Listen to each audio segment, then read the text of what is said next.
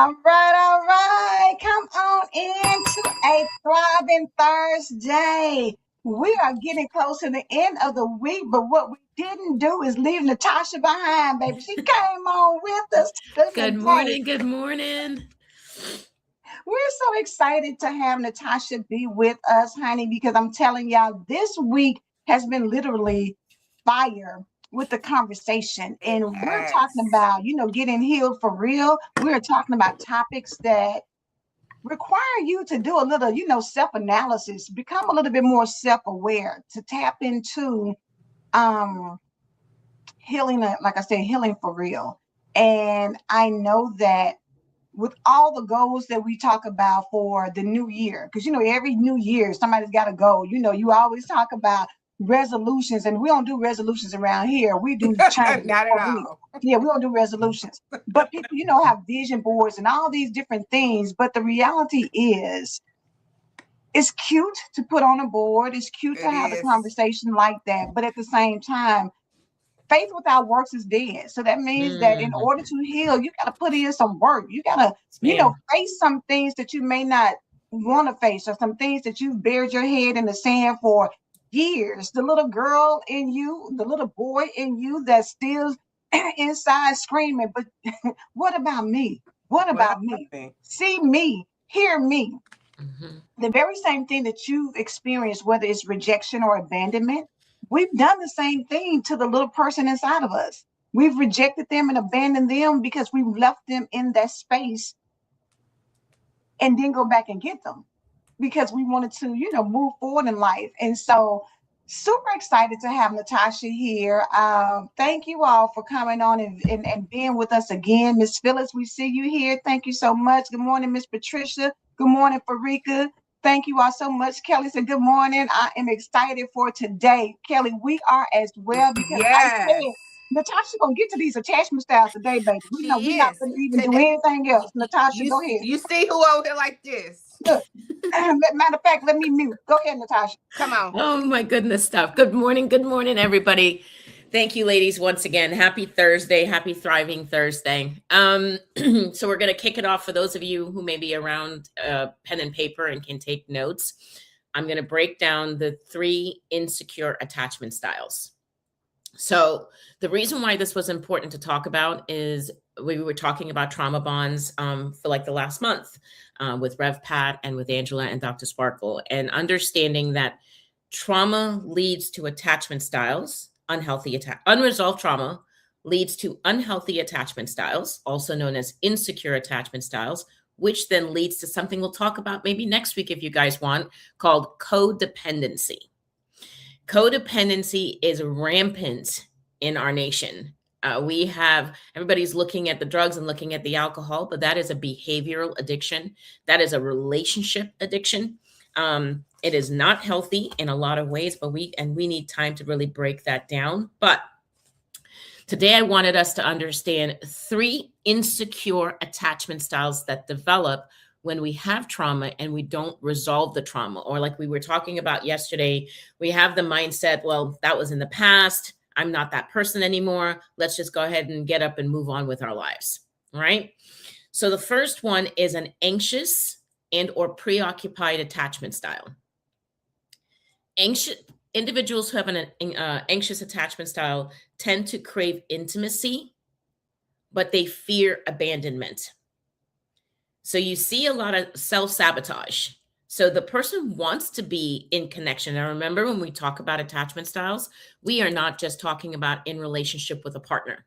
We're talking about intimacy in relationships, because that's what builds relationships and builds connection, is to be intimate.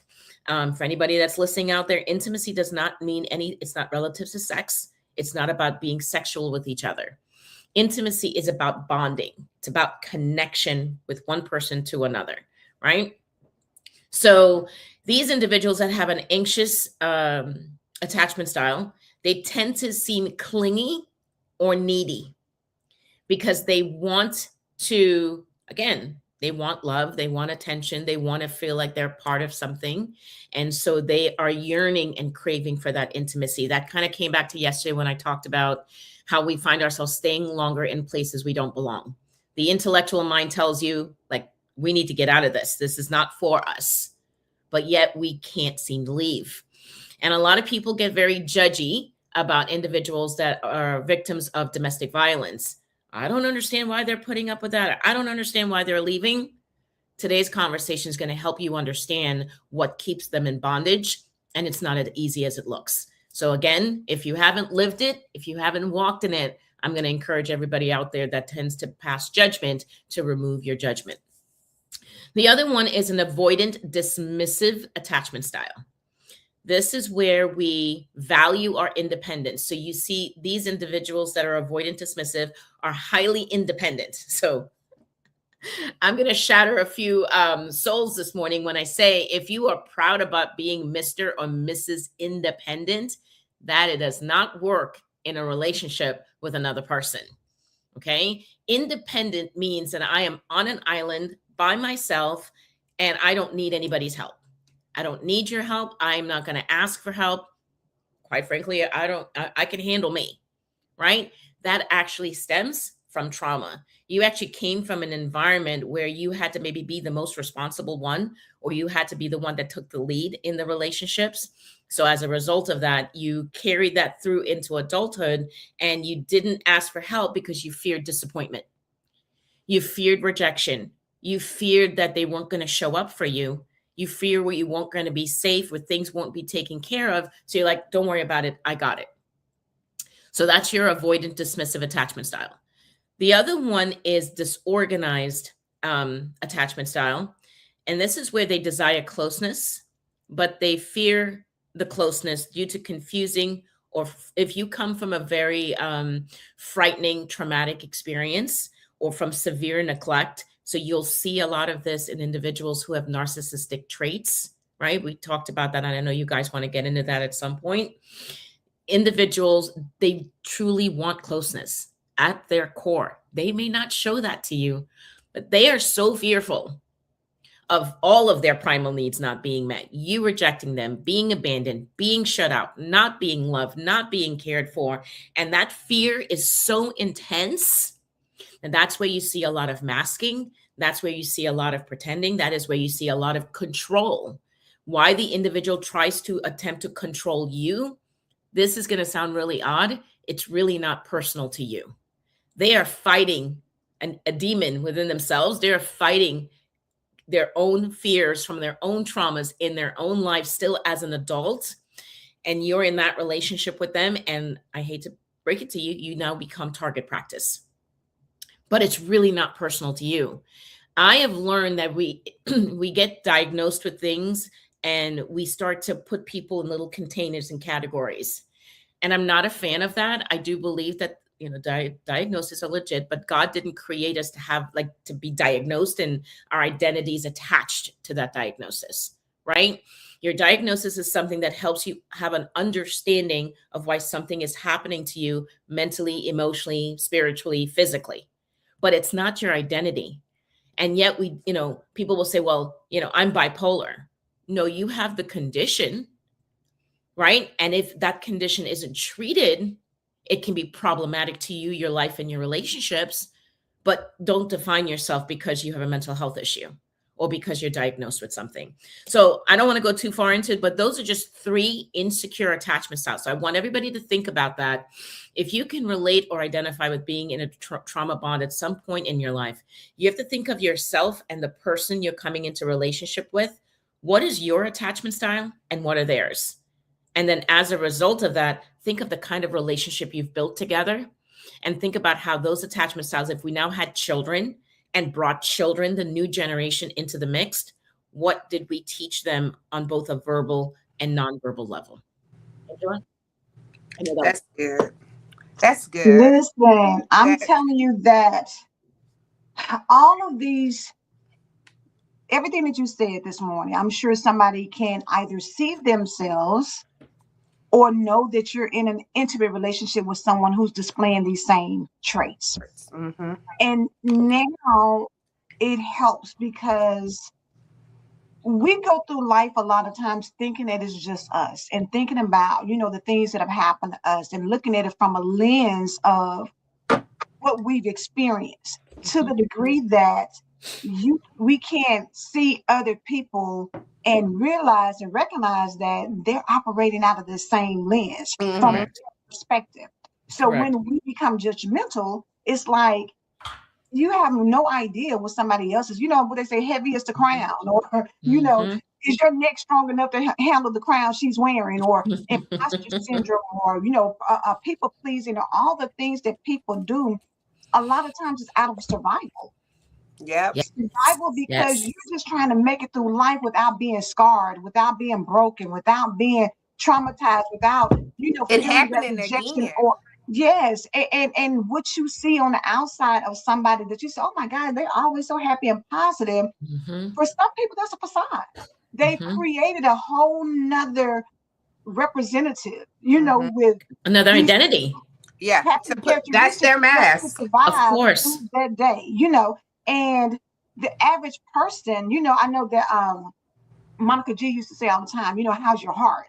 Because Mm-hmm. you can Mhm. say, I'm fine. Oh, it's good. Oh, I'm blessed and highly favored. Those are cliche words that are like deflectors. Like, I don't want you to ask me how I'm doing because if Correct. I get into it, I'm going to break down and cry and Yep. I don't know when I'll stop. So I give you these Mhm. little cute cliches, but I don't really want to talk about what's really going on in my life. So, wow. So you're spot on, 1,000%. And then it ties into Dr. Sparkle when you prayed this morning. You prayed for us, backstage, and you talked about God giving us options, right? And the first thing that came to mind was the power of choice. And Angela, what you're talking about is we get to now choose. So I can either Yes. choose to keep my mask on Mm-hmm. and Mm-hmm. and operate off of this new identity that I'm creating for myself. Mind you, it's not created by God. It's created based on the experiences that I've been through.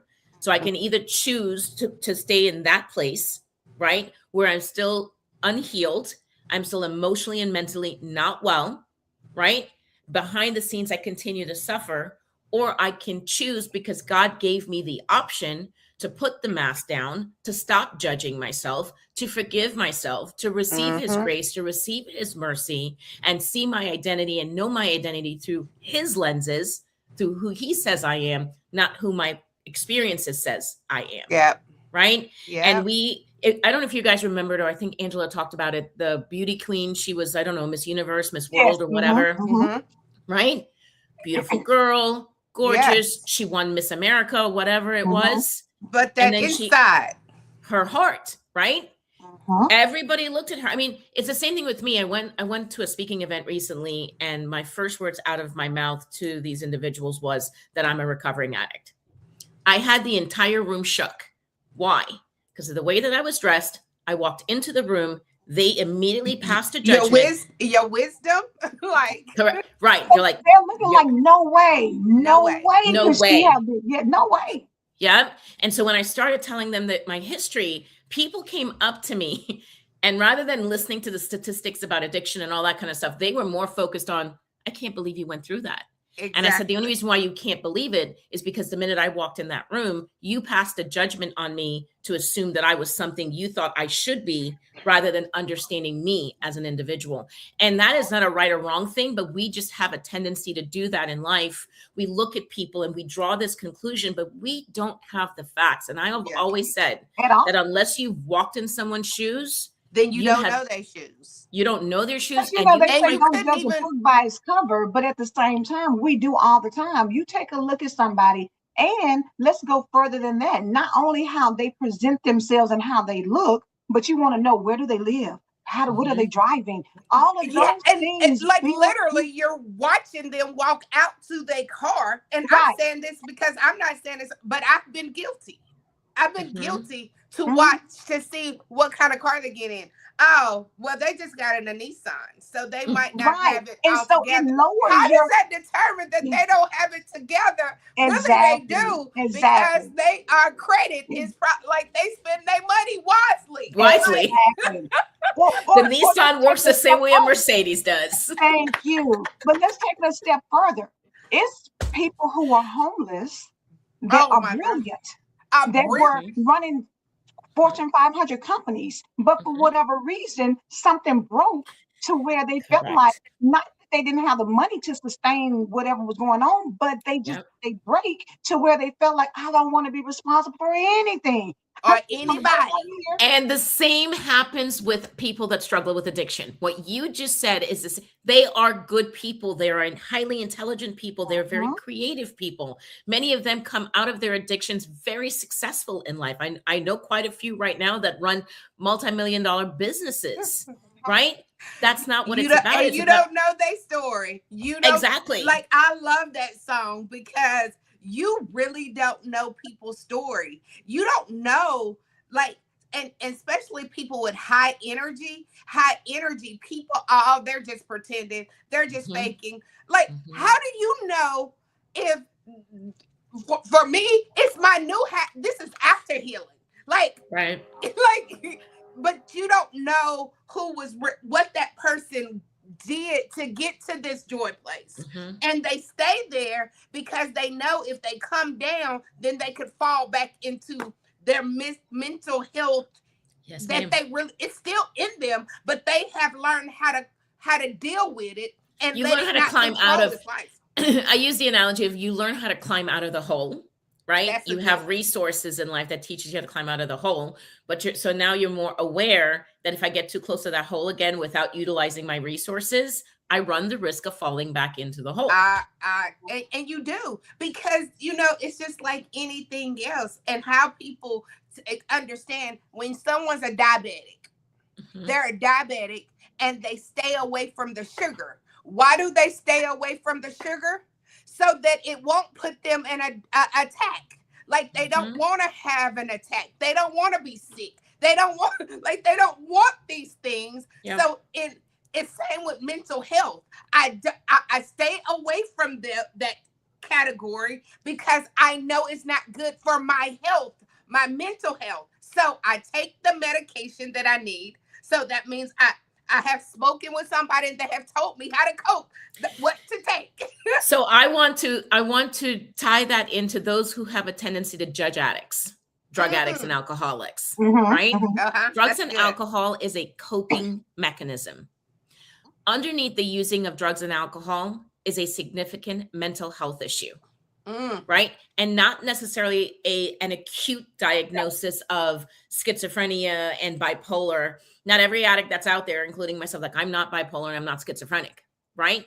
But I do battle with depression, and I have battled with anxiety.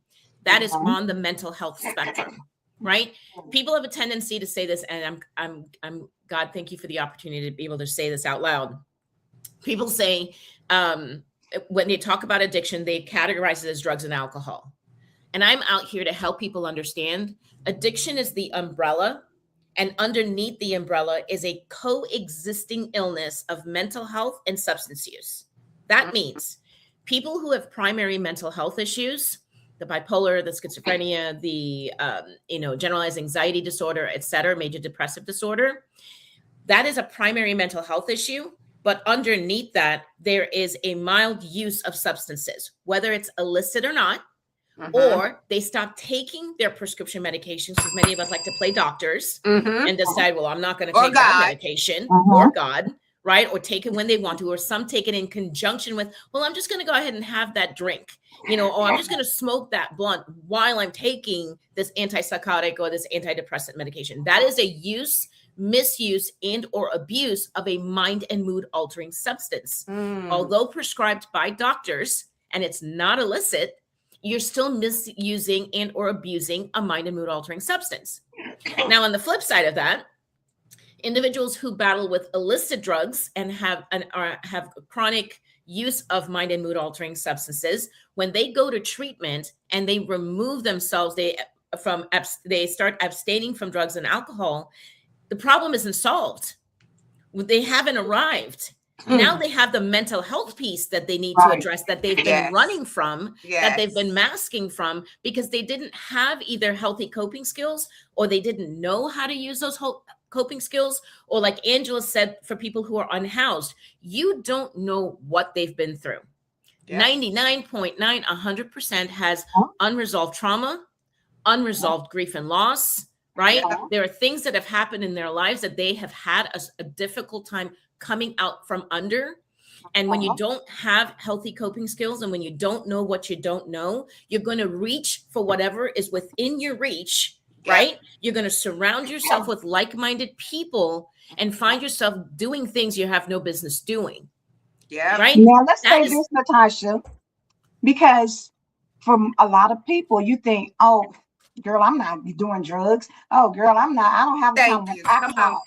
However, what you do is you go out, you go sit at a bar, you get a little, you might be sipping on a drink or water or Mhm. something simple, but you go there because you're looking for sex, because Mm-hmm. you have become Come on now. addicted to utilizing sex to help you. Because what's that movie that Cope Halle with. Berry had? Make me feel good. Yes. Mhm. You want to feel good. So for people who want to escape can be in the form of alcohol, it can be in the form of drugs, or it It, can be in the form of it's sex another addict. because Or you're food. using or Yes. food. When you run out and say, "Oh, girl, I can't deal with this. Let me go give me a pint of ice cream and just eat it all up." Yes. That's gluttony, but at the same time, you use it like Tina said. Yes, Substitute. you're substituting something because you're not dealing with the Correct. true root cause. That's just like when when you have a toothache, you're gonna go and get some oral gel, or you're gonna go get You're some gonna get something. Tylenol or something to match. Listen, I'm not going to go to the doctor. I'm not going to go to the doctor. They're this, they're that. They cost too much money. I'm not spending that money. Let me go get my own concoction. Or let me Mhm. go. Someone said early in the chat, she says, taking medication that prescribed just to get high or to numb Yes, or yes. escape. Tina Mhm. talks about substituting. Let's talk about the person, and I speak from experience, where when I first had anxiety, I go use somebody else's medications. Here, just give me one of those. So Mhm. now I'm borrowing from somebody else's Right, prescription right, Yes. because I right. refuse to go to the doctor. Or let's talk about I'm not going to a therapist because what's that stranger gonna tell me? They're a stranger. They don't know me, but you're out here in this world, but I'm not gonna go talk to I'm not sitting on nobody's couch to pour out my own. I can sit on my own couch and pour out my own heart to myself. Okay, you can.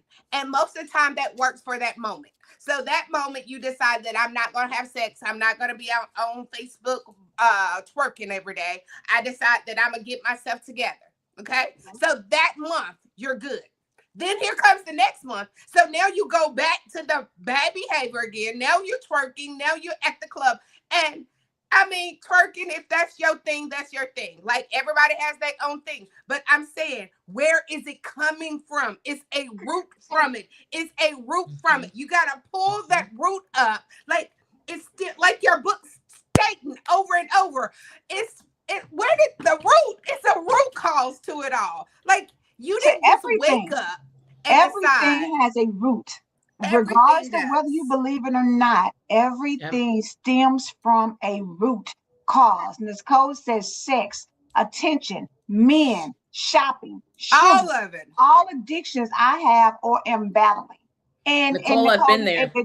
Me the too. reality is most people are dealing with the exact same issues. They Yep. just don't see it as such. You know Well, what I'm and saying? and I would say, sorry, Angela, I didn't mean to cut you off. Oh, Sorry. Finish. You can finish your thought. My go bad. ahead. So I'm just I glad just it was wanted, you. I just, I just wanted to give Nicole some hope in what she just said. The fact that you're willing to acknowledge that you have these problems, you are one step ahead than many people who, like Angela just said, there's a lot of us out there that have it and just sit here and deny, like, that ain't me. I don't know what they're talking about. I don't have that problem. I'm fine. But yet you sit in your house, you sit within yourself, you're miserable, you're not happy, you're not joyful, you don't have peace, you're constantly in chaos. And so, again, as we said at the beginning of the broadcast, it's like you have to really do some self analysis and become more self aware. So, Nicole, be proud of yourself that you recognize the problem and that now you have the choice to do something about it. Nicole, I have a question because when you was going through the 3 insecure, anxious, avoiding, disorganized, can you have more than one? Because I was relating to all 3 of them. I'm All sorry. right, you said Nicole. Are you asking the I'm young sorry. lady in the chat or me? Natasha, I'm sorry. I'm sorry. Natasha, like, is there possible that you can have all 3? because when you was going through them, I could see some habits that put me in those different categories. Is it a That's a great question. I mean, I wouldn't say at the same time with the same person, maybe okay? in different relationships, maybe. Okay.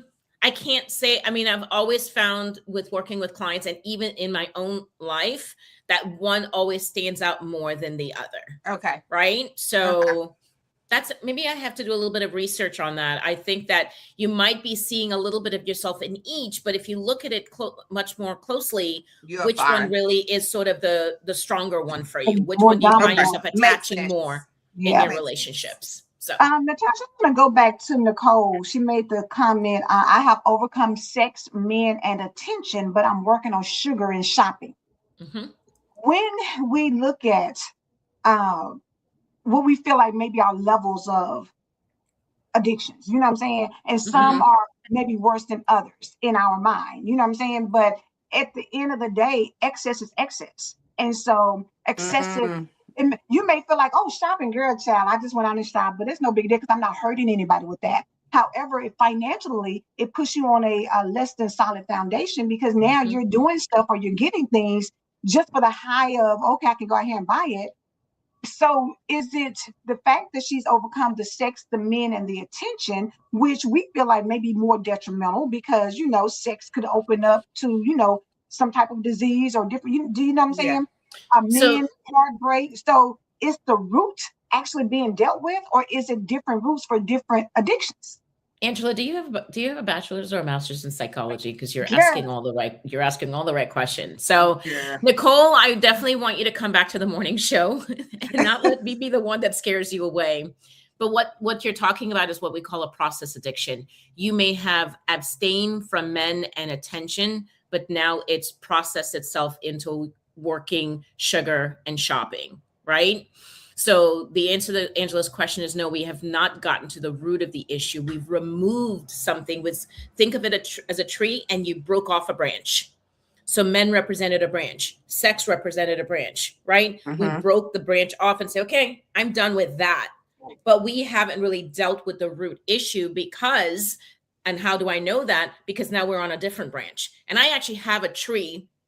It's an illustration of a codependency tree that help us see how the root issues we have are buried in shame, neglect, abandonment, and Mm-hmm. enmeshment, right? mm. That's Say it really what all of read it, say it one more time, Nicole, Yeah. Natasha. shame. You guys are going to give me a whole new name now. I know, Everybody's right? calling. Natasha, Nicole.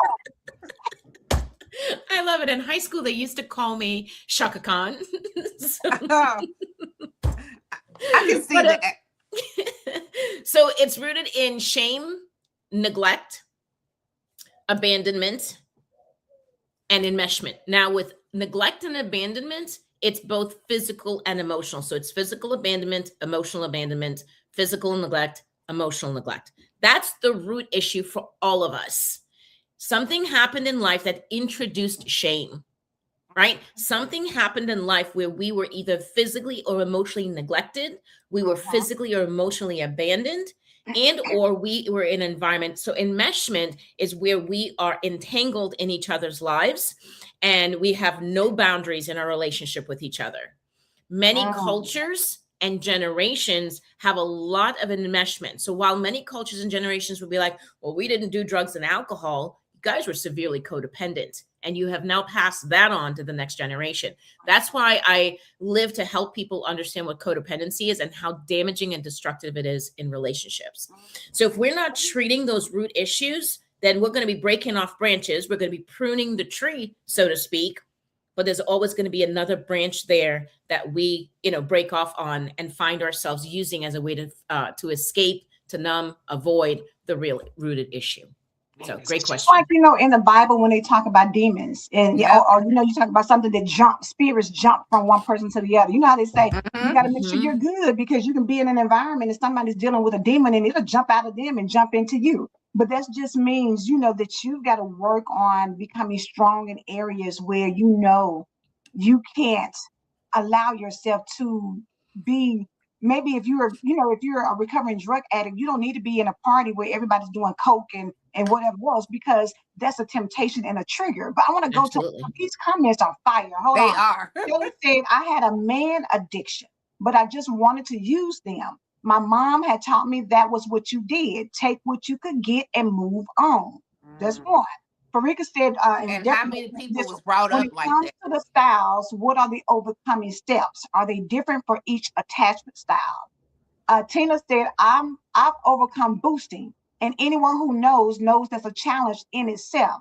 I must shop online at times because certain stores are triggers, but whatever it takes to overcome is whatever it takes. And then Kelly said, I now have seasonal addictions. It could be a type of candy, it could be a hobby, exercise, etc. I have no idea of how to break these. It could be a season of a year, 6 months, or 3 months. Natasha, your work is cut out for you on those, but get them. Because it's all sounding like a root thing. She's gonna go back to the root. Yeah, it's gonna come right back to the question Angela asked, and what you just said, Dr. Sparkle, is at the end when we say, first of all, let me give so much credit that for everybody that here today is acknowledging you recognize the problem, you are aware. And that is the first step to change. Correct. Right? There's a first step to change. So what you're experiencing, I want to touch on the man addiction. You're really not addicted to men. You are addicted to wanting love. Right? Mom was hurt, and mom believed I got to take what I can get because she was hurt, and her hurt was bleeding into your life. So you are now carrying generational trauma.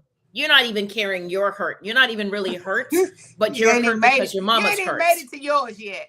Exactly. The epiphany of that, sit with that for a minute, Natasha, the epiphany of that, where we think, like you said, like she said, I had an addiction to men, and understanding it's not really men. You were just addicted to love. Or for some people, you're addicted to attention. So you wonder why you go around here and you always have to be seen. You always have to be heard. You always want to be front and center stage. You always want to be the showstopper.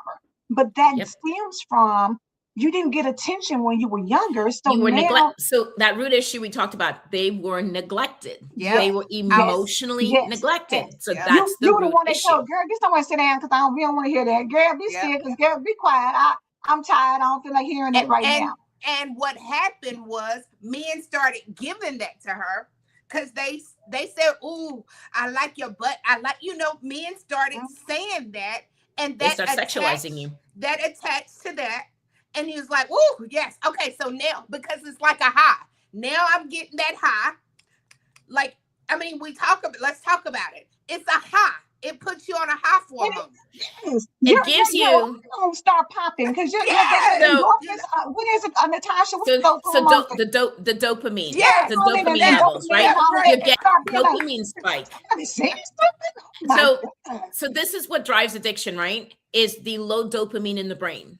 So we are doing things, everything that you guys are talking about and the audience is bringing up, you're getting a dopamine hit every time you do it. When somebody compliments you and say, "Oh, girl, you're fine," or "You this, you that, you look great," you get a dopamine hit. For codependence, when we're out there helping people and I can go help fix your problem or solve your problem, that gives me a dopamine hit. Well, that dopamine hit ignites the pleasure center of the brain. I then feel good, just like a drug. So what do you think I'm going to do tomorrow? I'm going to go get it again. Let me get high again. Let me get high. Exactly. And that can be and when anything. You're not giving it to me, Angela, and when you don't give it to me, I'm going to move to another. I'm going to go find somewhere else. My drug dealer. Exactly. Or you think about people who like to cook, and somebody says, "Oh my God, those brownie bars you brought were so good." Guess what you want to do? Now I want to go in the kitchen, cook up everything. And cook everything. Yes. You think the brownie bars were good? So Angela, what about when they tell you, like, "Oh, your food was a little salty"? You take that personal. So now you like, "Oh my gosh, my food is not great anymore," because that one person had something to say about your food. Now you like, maybe I should just stop cooking. Maybe it's not what. Maybe because you feel rejected. Coming back now. to the Correct. That emotional is I abandonment. was getting ready to say. And you internalize and you personalize because the reality is that's just like somebody said, does my butt look fat in these big in these jeans? Well, you know that your butt looks big in the jeans. However, Yes. you may turn around and put on a pair of black slacks and your butt looks thin. Don't. So it's the perception of stuff. So even if somebody said that food is salty, maybe it was for them because maybe they got a condition where they can't take that Take much it. salt. They got high blood pressure. So they're sensitive to salt, you know what I'm saying? Whereas somebody else may have been like, girl, this was the best food I've ever had in my life.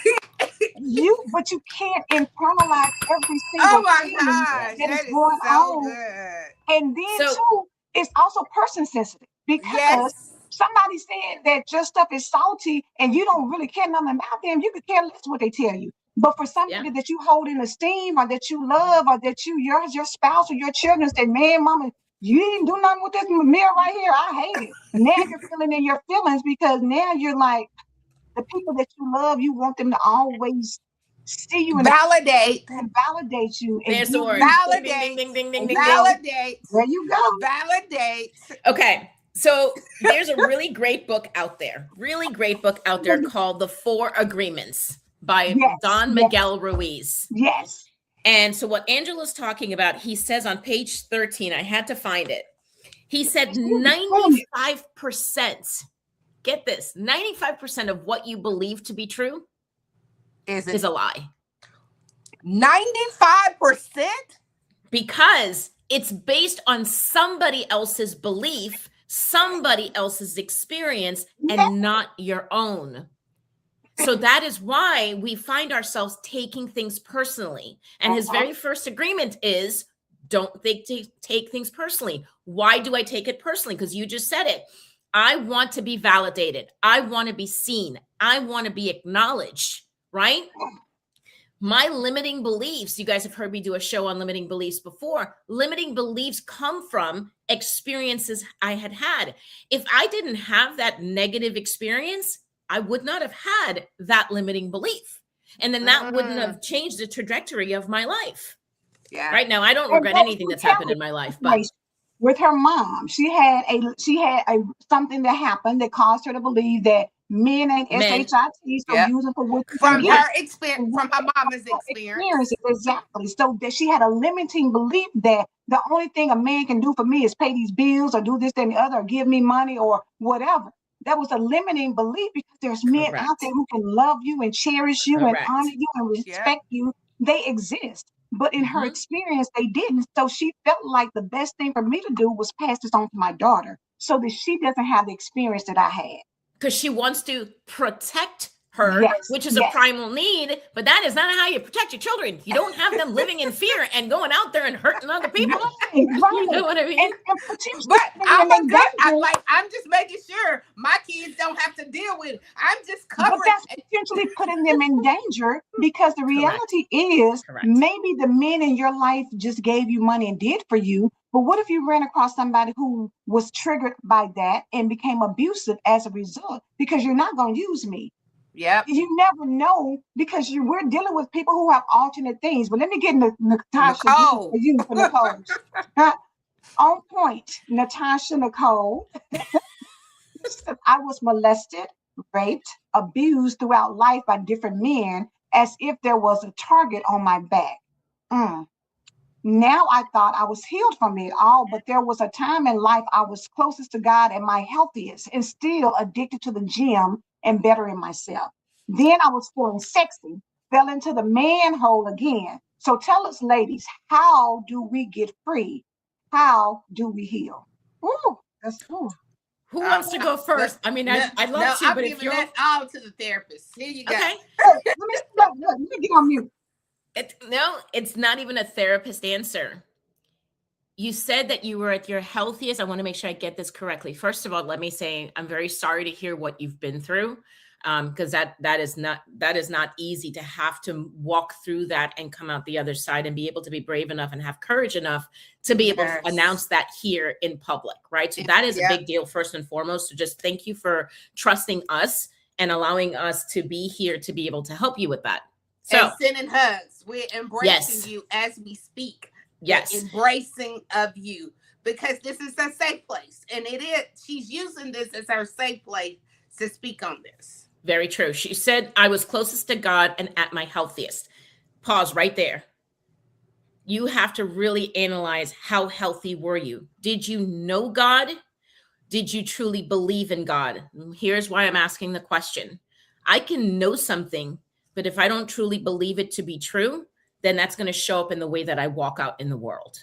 Right? I always say what I believe to be true manifest in my footsteps. And this kind of comes back to, like, I can go to God and I can surrender some things to God, but if my worth and my value is still tied to the things that hurt me or to the things that are external of me, then I'm not able to heal the way that I need to heal. The reason why you found yourself back in that manhole, because although you knew God, your worth and value wasn't tied to God.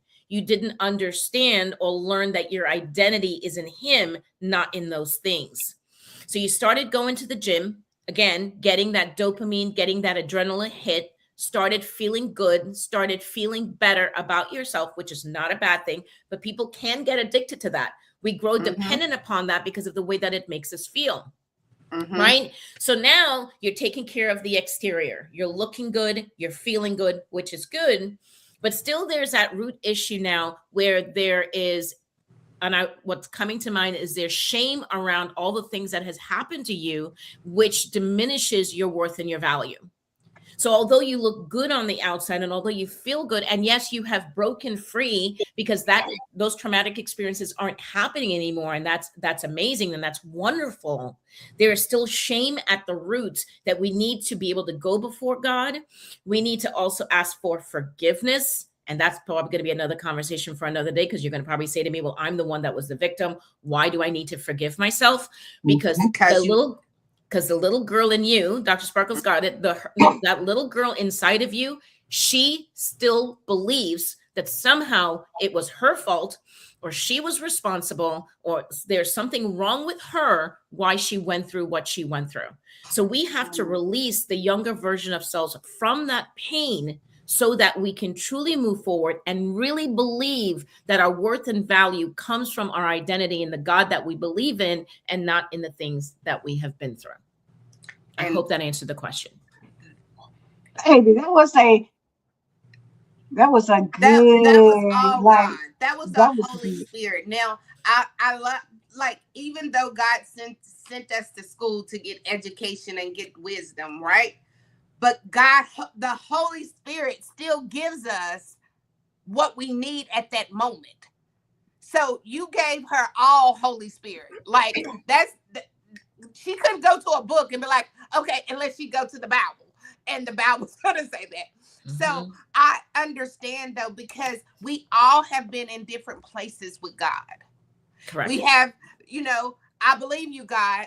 And it was, to me, it was just a saying thing. It was a popular, like the song says it, and that adaptation. Okay. And not that I'm not saying that you never believed God, but at some point you keep, and I know it's because He gives us capacities. I'm going to challenge that, Dr. Sparkle. I'm going to say we don't believe in God when our actions don't follow suit. What you believe to be true manifest in the way that you walk. How can I say, and I said this to a client yesterday, how can I say, yeah, I have faith in God, but I can't sleep at night. I'm not eating. I'm excessively worrying. I'm obsessing. And I now don't, and I'm kind of stuck wanting to fix, manage, and control. If I have faith, and Rev Pat talks about it all the time, if I say that I believe in the God and I know what my God can do for me, I could be able to get up, fix my crown, and walk out the door and face life and do whatever needs to be done. Continue to serve the Lord the way He's called me to serve, because I know He's got whatever it is whatever baggage I have that I've laid at His feet. He has. So I want to challenge that in a very respectful way to say that, because it comes back to the cognitive model I've done. If what I believe to be true draw a series of emotions, that's going to then drive behavior. So if my behavior isn't where it's not aligned with God and what God wants me to do, right? It's because I still have unresolved emotion and I'm still believing something that's not true. There's still a limiting belief that exists there. There's a lot of individuals out there, and it may or may not apply to the women that are in this chat today, where they've gone to church, they read their Bibles, they know God, but many I've discovered have resentments toward God, because when I was going through what I was going through, the first question is, where were you? Were you even there for me? And I'm speaking from experience. I have been there. Kelly said that in the comments yesterday. I want to think that's who it was. She was going through something. She was like, where was God in the midst of that? Or taking a step further, when somebody passes away, you're like, God, how did you let that happen? Like, I trusted you and believed that you would heal them. How did you let that happen? So here's the key. So here's the key word you just absolutely, because you just said, I trusted you. So now if I can't trust you with that, I can't trust you with my entire life. Yep. So, right? So it's not just a little bit. You can't good decide. Christian that says, oh, I love God, I believe God, and you say that on the outside, but your heart, particularly in the inside, you're at home one day thinking, oh, I need a job, and I went out here, and so I'm going to pray to God, but then shoot, he let my mama die, or he let this happen, or that happen. So I don't really know that he's going to let this happen for me. And so you have a duality in your life of, I love God, but I don't know if I love God, but not I love God and I love God, but. love God, and I learned in early recovery that I keep getting in God's way, and I keep taking my will. Wait a minute. Stop right there. I keep getting in God's way. Like how? I mean, we don't have enough hands to raise up to say, I keep getting in God's way. I keep getting in his way. Oh my gosh, that one right there. Well, it comes back to what Angela's just saying. If I now inside of me, not confessing that to anybody else, but inside of me, I'm like, I don't know about you, God. Like, I know you show up sometimes, but you didn't show up all the time. So I'm not really sure if I could trust you on this. I'm going to give it to you. But when God doesn't answer right away, when God doesn't show up the way we expect him to show up, right? When he doesn't deliver on the things that we think he should be delivering on because we want it and we want what we want when we want it kind of attitude, right? We now like, you know what? I'm going to go ahead and fix, manage, control, rescue, problem solve, and or enable because you're taking too long, right? And I'm speaking from experience. Run to the rescue of everything. Oh, something happened. Let me run to the rescue because you don't trust God to work out the situation. Yes. So you run to make it happen. Oh my gosh. When I say this needs God to be on situations where he's not even wanting that to happen. What if it wasn't your job to run and make sure that your child X, Y, and Z, maybe they needed that lesson in that moment to make them a better individual in life. Yes. But because you running around making sure Sally and Johnny don't get this X, Y, and Z, now you have stunted them in a way to where when they get older, a situation is going to occur and they will not know how to handle it, and you won't always be around. The thing about it is when we say, like Jesus said, not my will, because God, I don't want to check out of here. I don't want to deal with them beating me and doing all these things, but not my will, your will be done. But your will be done. But we got to be okay with the outcome. Because we say that, it sounds good. But when it comes down to when I say, God, not my will, but your will be done, and my mama dies, I some type of way, Lord. And I don't want you to come and tell me, well, everybody died, or it was for the best, or, it was, you know what I'm saying? But that was my mama. So you're going to try to tell me that was the best for me? But that's a process that we have to deal with. Like, you think about, like Cynthia was talking about, about her marriage. Well, why my marriage? Why my marriage? I believe that. Why would my marriage have to be the one to end? Or why would, this happen and that happen? There's so many things that happen to us in life that we have a trouble reconciling to a good father. Yeah, that troubleshooter. God is good. Why did that happen? Why did this person die of this? Come on, Natashah. Let me say this. You guys are on fire. You guys don't need me. You're doing great on your own. So no, we need you. No, we need you. We need you.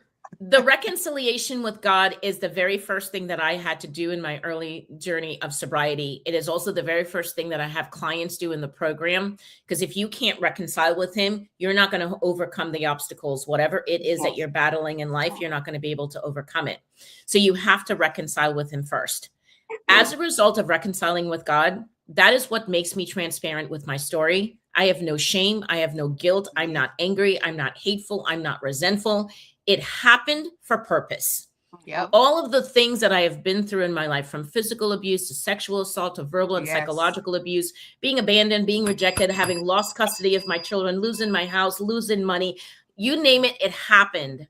While a lot of that had to do with poor choices on my part, while a lot of that had to do because of me being emotionally wounded and not knowing on how to come out from under that and realizing that God was there the entire time. Like, I knew it, but I didn't know it. Does that make sense? Coming back to I didn't trust him enough, right? To go through it. Yeah, when I first got into AA and I was getting sober, the very third step says surrender your will to God. And I said, surrender? I ain't surrendering to something that I can't see and I can't hear and I don't even know where he's at because he wasn't. I'm going to be transparent with you. That's how I felt about that. And so many people feel the exact same way. You may want to act like on Sunday morning that you know, look, I'm prostrate in front of you. My God. Right. Yep. But yep. behind closed doors, you're thinking the exact same thing. Like, correct. And so when life looking at other people, look what I know what she did, but you keep on blessing her while I'm sitting here still. So the resentments are building. The resentments are building to what other people, and it's to other people, and it's also to God. Yeah. So you have to reconcile with him first, because when you reconcile, that is when he's going to show you your worth, your value, who he created you to be, and no matter what that you have been through, God is going to be there to bring you out the other side, because your story, your testimony, like our friend here, Nicole, what you shared today encouraged somebody else to not be ashamed of what they've been through. So you had to go through what you went through to be here today, to tell a portion of that story, to be able to pay it forward to another human being. So at the end of the day, all of that bad stuff was not in vain. But the question lies, which Angela said, are we willing to sit back and wait and let God do what God knows to do? That's the ultimate question. Because it doesn't come that out.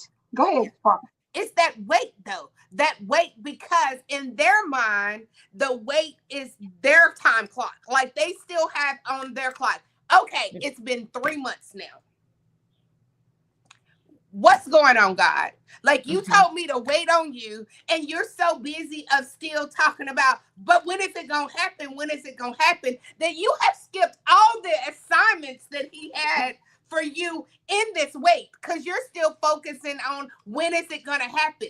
He said it can't, because everything I've been trying to get to you, you're still talking about, but come on, God. Come on, God. When is it coming? When is it coming?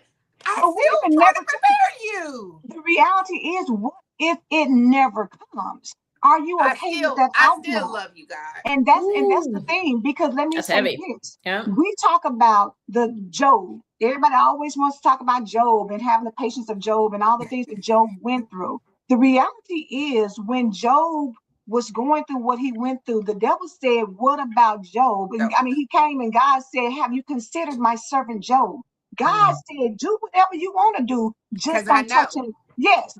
He had faith. So if you trust and believe God, you have to understand that Job was attacked, baby. He lost his family, children, all land, that. everything. God restored. But see, the thing about it that we forget to say, that if you lose your child now, that doesn't have anything to do with me having another child later on. Maybe I'm going to have joy, but what about the one I lost? What about the family I lost? What about the finance? Like you said, Natashah, I lost custody of my children. I lost my home. I lost my car. I lost this. I lost that. But 10 years later, I got all of that. I got all of that back 10 years later in full abundance.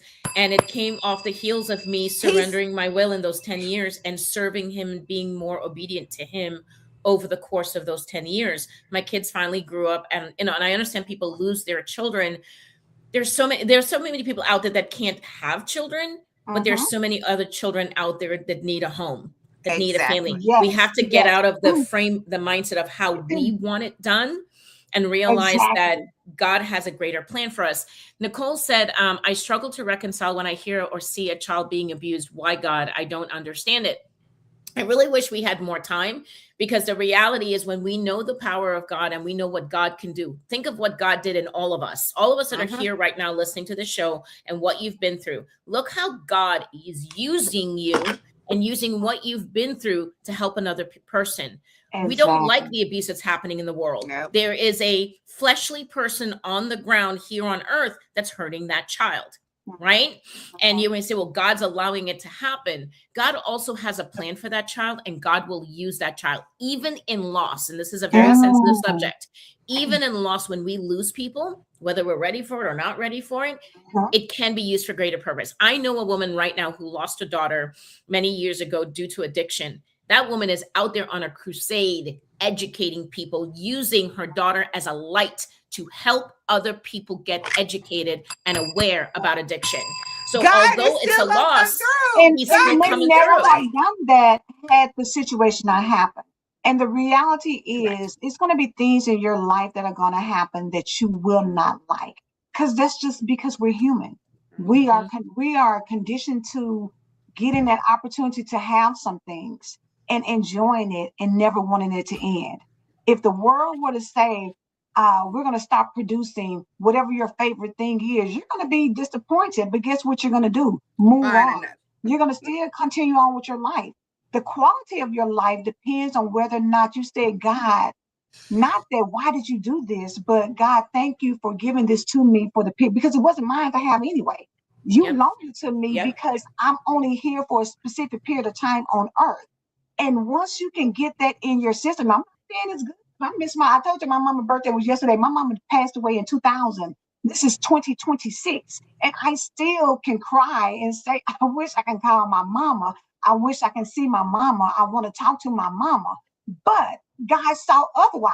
And I can say, see people all the time who don't even like their mothers. Why did you take mine when they don't even want theirs? Mm-hmm. But at the end of the day, what he has developed in me as a lack of not having my mom, where he's brought me to, has enabled me to be able to share some things or pour out my heart or help somebody else recognize that, Amen. okay, maybe I can have the Amen. strength to do it too.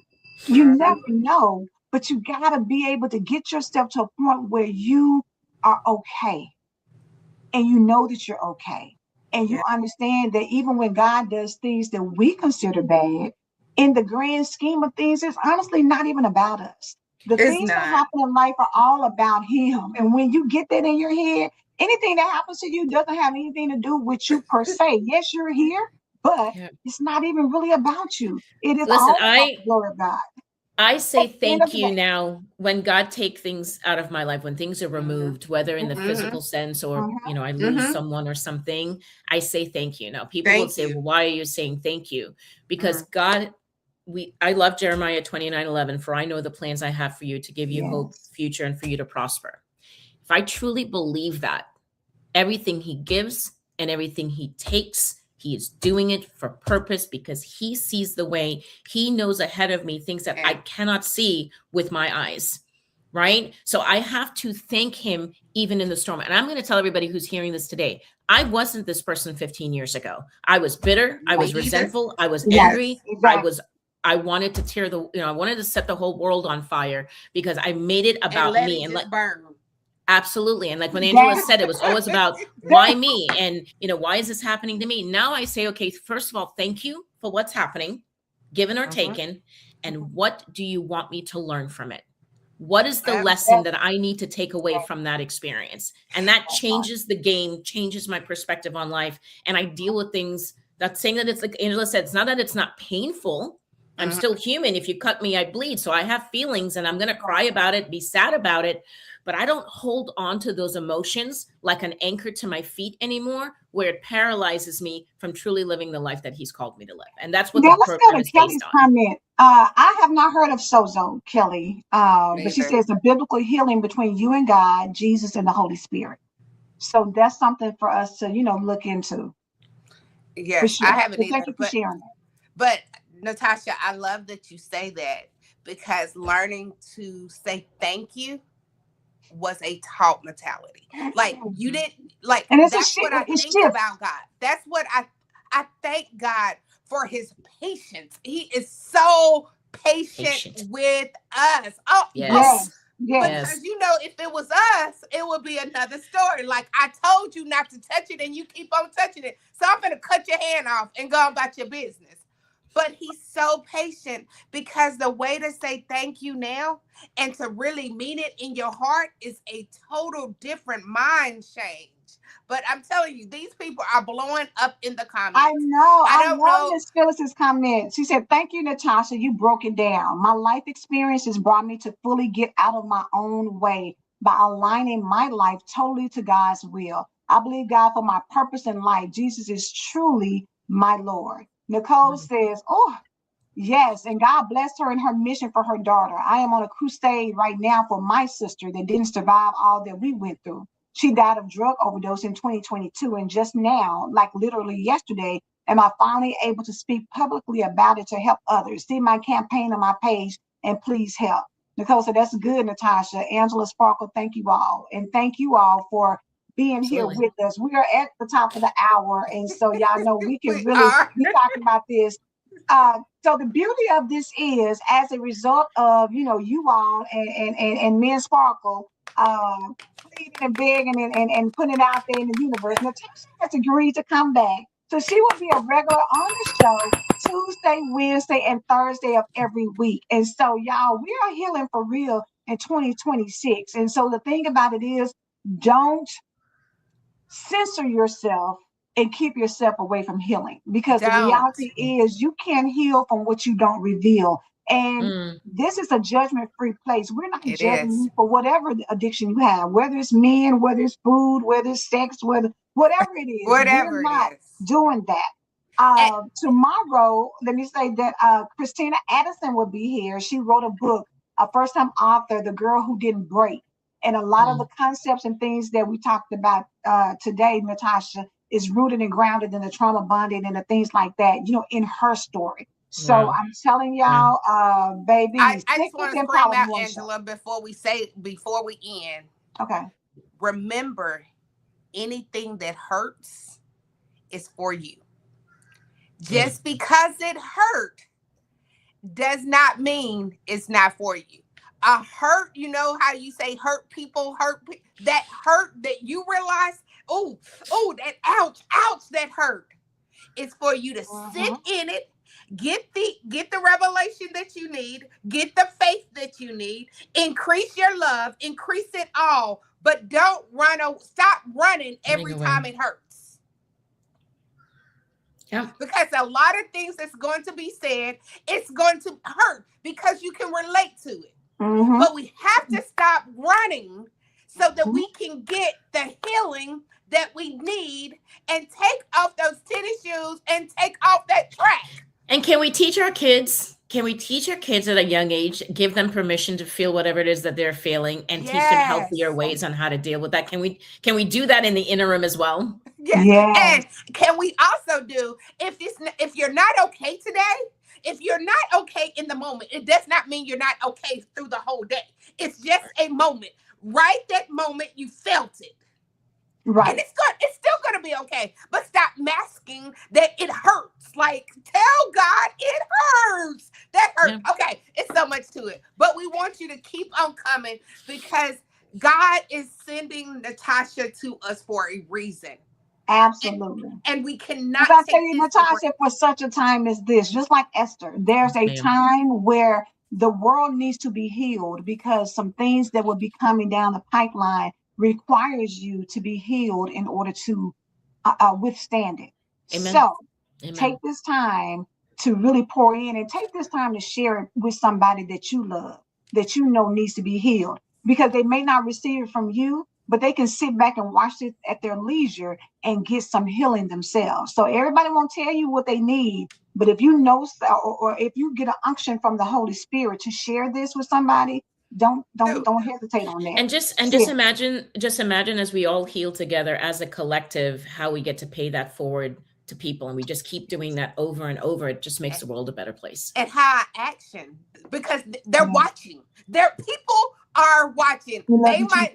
They might say they don't like you, but they are watching you. They're Oh, for watching sure. how, For if you sure. love God so much, let me see how you really handle this. They Right. really are watching. Mhm. Last thing, go ahead and get your book, because Natasha, I went to order mine yesterday and I won't get it to Monday.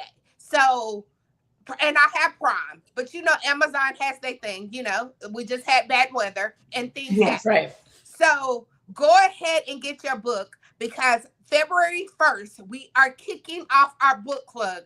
I am getting everything together. We're trying to figure out a name, and you know, we gotta have it all so pretty and pretty. Let's push it to the 15th, Sparkle, because if you're not getting your book to Monday, the first is Sunday. So if you're not getting your book to, so yeah, let's push it to the 15th to really kick it off so people have time to order their books just in case they don't So, have time. And theirs won't be here till, you know. if you did start on the 15th, so I'm out of town. That week of the 15th, the Tuesday, I'm gone from the Wednesday till the following Wednesday. Which is fine because on the 15th, we're just coming together, making sure everybody has their book. Like it's an introduction. And setting up the framework of what it's going to look like. Gotcha.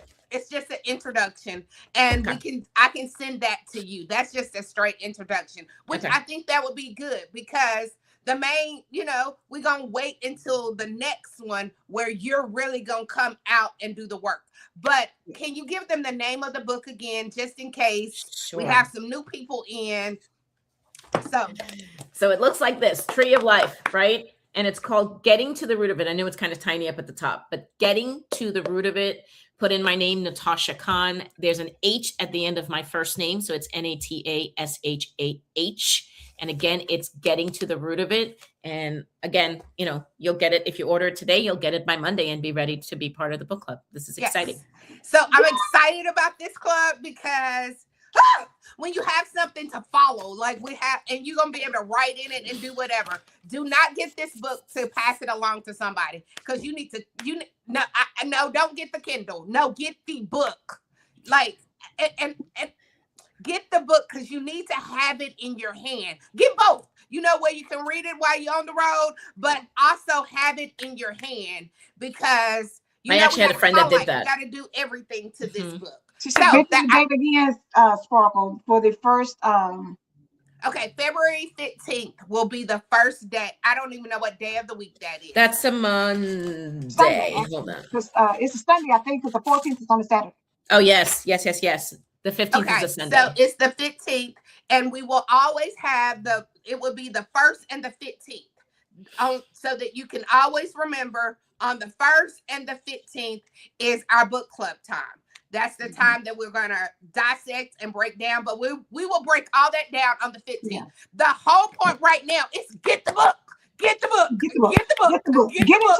Get the book. That's the first step. The first step, don't worry about anything else. Mm-hmm. The first step is get the book so that we can get healed for real this time. Because we're getting to the root of it and we can get deeper because y'all, this right here honestly has been deep sessions all this week, but we can go even deeper and you have an opportunity to really have your voice because a lot of you have experiences and have things, but you won't say it on the chat, which is fine.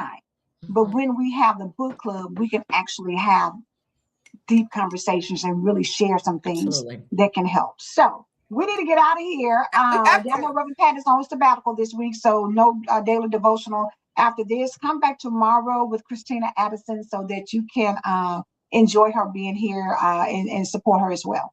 All right. I believe God. Do you believe God? We believe God. We believe God. We love you. Have a blessed day. Bye, everyone. Purpose.